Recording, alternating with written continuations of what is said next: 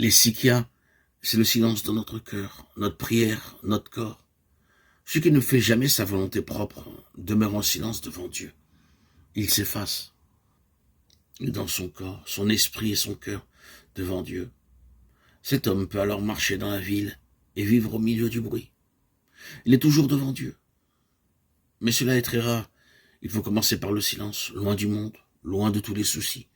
Écoutez d'abord combien le Seigneur est bon. Celui qui ne sait pas se taire devant Dieu, dans sa cellule, comment pourra-t-il l'entendre sur les places de la ville? Beaucoup de moines ne connaissent même pas les sikias dans leur cellule. Ils sont trop bavards. Ils s'égarent dans leurs souvenirs et leur imagination, emprisonnés dans leur mental, dans leur boîte crânienne. Ils se font toutes sortes de soucis concernant le lendemain, ce qui est contraire au commandement du Seigneur. Ils vivent dans une certaine cage dorée. Et ils s'y complaisent, ils ne veulent pas y en sortir. Arrêtez et connaissez que je suis Dieu. Est-ce que les sikias conduisent à la patheia? Oui, la patheia c'est le but. Alors l'homme est comme Dieu, il n'y a plus en lui de mauvaises pensées. Il n'est pas esclave d'aucune passion.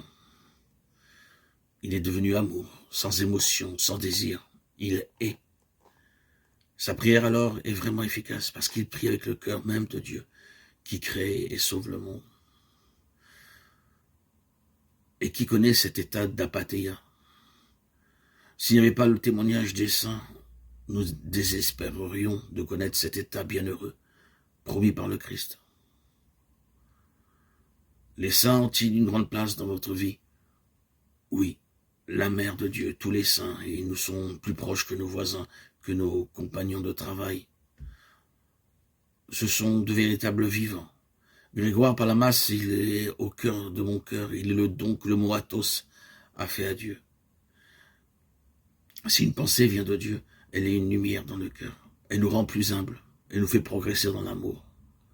C'est là que l'on discerne la volonté de Dieu.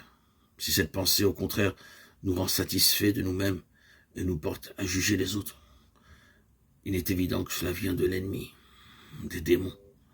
S'il y a une grande paix en toi et un amour pour tous les hommes, le Saint-Esprit habite en toi. L'ennemi déteste les sikias, le silence aussi. Ne t'étonne pas si cette paix t'arrive au milieu des tribulations et des difficultés.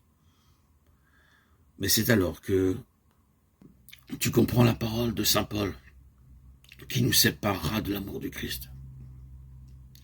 Le Christ a dit qu'il n'avait pas une pierre où reposer sa tête. Est-ce que le mont Athos ne peut pas devenir un lieu où le moine repose sa tête? Pour moi, le mont Athos est comme une fusée, un ascenseur. Je ne m'arrête pas dans l'ascenseur. Je ne suis ici que pour aller au ciel. Je ne dors pas dans l'ascenseur. Je me souviens de celui qui m'attend à la porte.